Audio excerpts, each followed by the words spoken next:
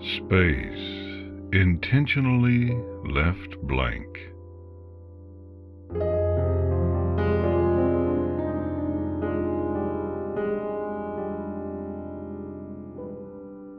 By GroaningGreyAgony.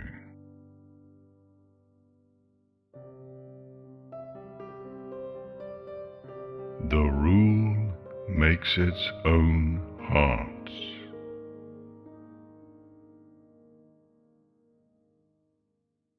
From the deep night sky, stories shone down upon the spires of the city, stories coded in myths and memes, each wrapped in one apt symbol, then pinned to the heavens with nails of light, constellations embodied with spiky skeletons of meaning.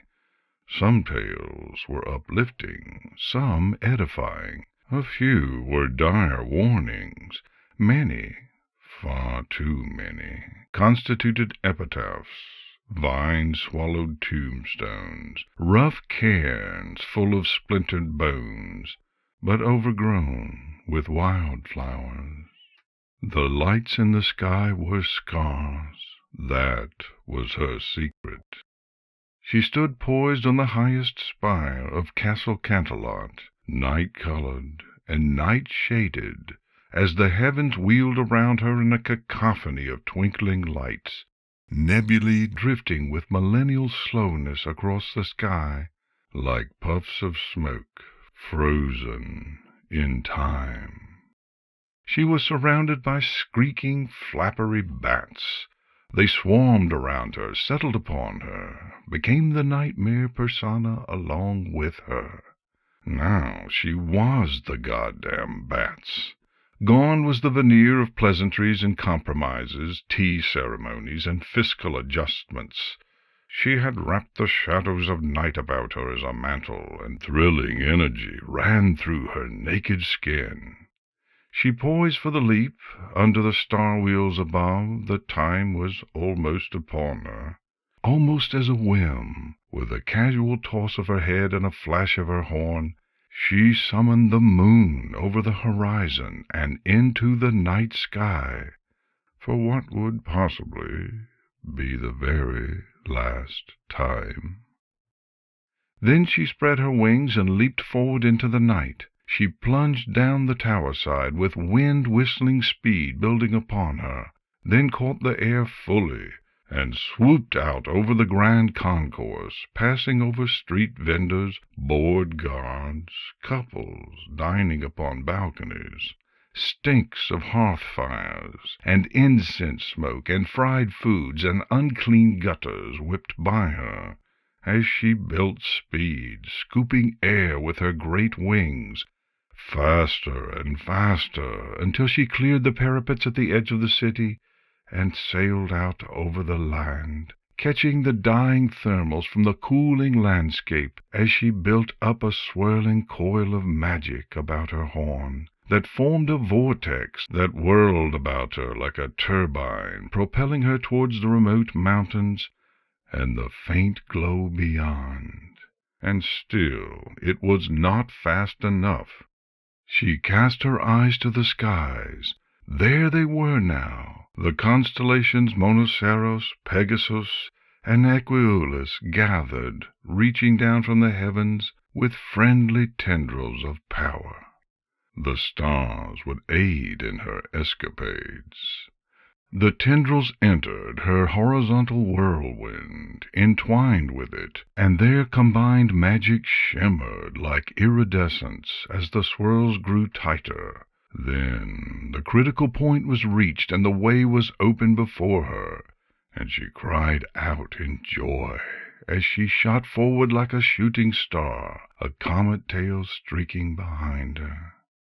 Night-gloom forests shot by below her. Rivers wriggled in silvery gleams and turned swiftly away from her path. Torch-lit towns loomed over hills and faded behind her.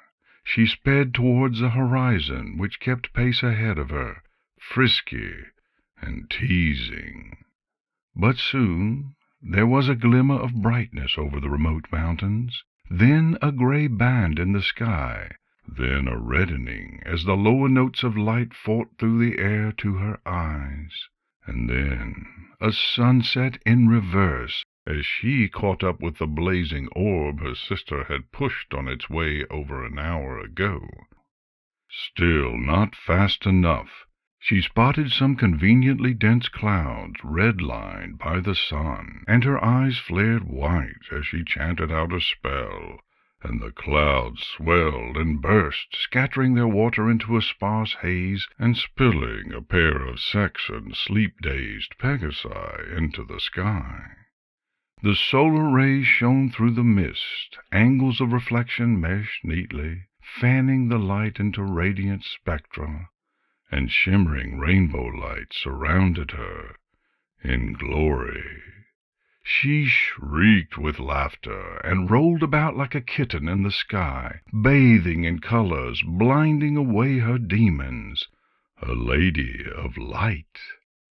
The displaced Pegasi, flapping frantically to stay in place in the airy turmoil, watched in confusion and awe as her speed spell assimilated this new power that grew around her, glowing and growing until it shot forward like a coherent beam and carried her off at the fastest rate yet, leaving a light boom in her wake and a faint after-image of her winking at them.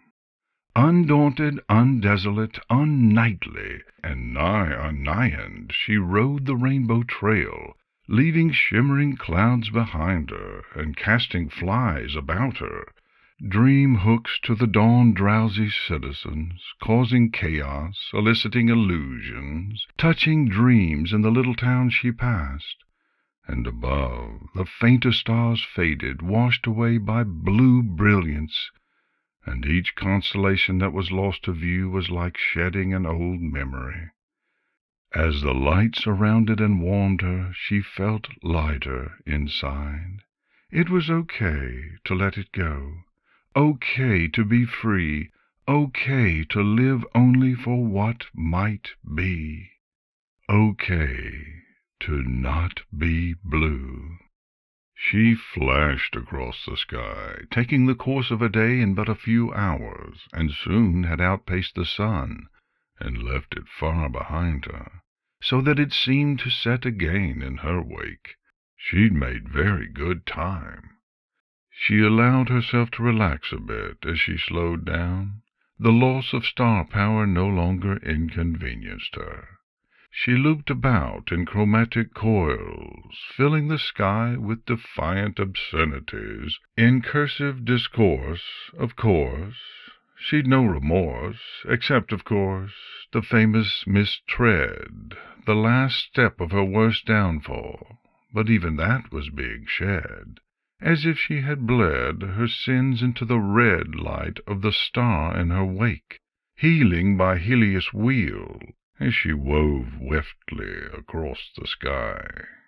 And there, below her, a wandering poet pondered the dawn upon a grassy hilltop, waiting for inspiration. And she suddenly wanted his spirit in her. He looked delicious.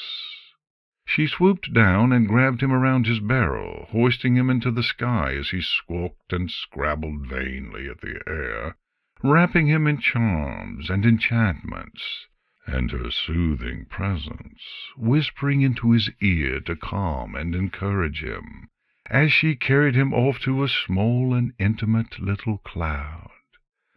And there she took him on, and he took her on, and they took each other over and over in shuddering exultant joy, until the cloud was dense with the water of their bodies and the magical glow of their lust. And afterward she carried him down and dropped him where she'd found him, and he fell and lay exhausted, nose pressed deep into leaves of grass and daffodils. She would never think about him again, and he'd dream of her for the rest of his life. She flew on with a pleasant lightness in her loins, and the soreness left by his teeth at the nape of her neck, the continual dawn following behind her as she charged ahead in a twilight space with the stars, like ghosts, twinkles of faint points in the silvery sky. But not for long, for she had arrived at the other side of the globe, the flip side of the coin, the reverse of the medal, the B side that complemented and redeemed the A side. You wouldn't know it, save by celestial signs, for it all looked much the same as where she'd left. Here fields were tilled, cities were built, rivers flowed, and forests grew, and graveyards filled.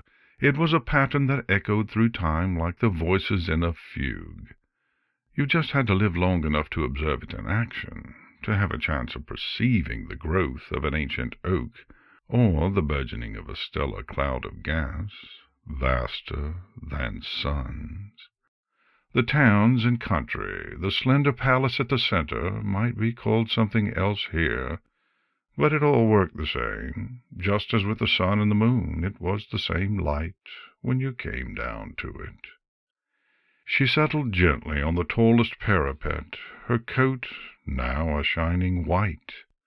Before her stood a mare as tall as she, cloaked in scarlet and orange, the colors of a setting sun. They stood for a while, taking each other's measure.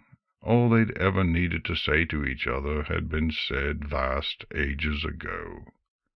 At length the other nodded, smiling sadly, and flipped her cloak over to reveal a darker lining. She launched herself off the tower, cladding herself in shadows to escape detection, but shedding sunbeams as she herself undertook her long journey beyond the horizon, to seek out and reintroduce herself to the moon. The newcomer sat and watched her leave. She had not much in common with her antipodal sibling nowadays, at least not at the surface, but some of their scars were the same. But let it go! Let it go! She drew a great inspiring breath of the clean, clear air around her, and gazed out from the parapet over the city below, and the populace asleep in their twilight gray houses. Already their dreams were fading, their turmoils and distractions of the night slipping away, as if they'd never been. As the instant of dawn approached, regardless of who it was that directed the stellar wheels, the light had ever been there for them. She was here for them now. She took another deep breath as gentle breezes fluttered around her, and watched as the last of the ancient constellations, a particularly disastrous asterism, faded into the lightening sky. She let it go without a single tear. It was long past time to make room for new tales. Then her spirits soared, and her body followed, wings shining white, and she flared her horn to once again greet the oncoming sun, and guide it with joy into the morning sky, a daymare who dressed as a night dream.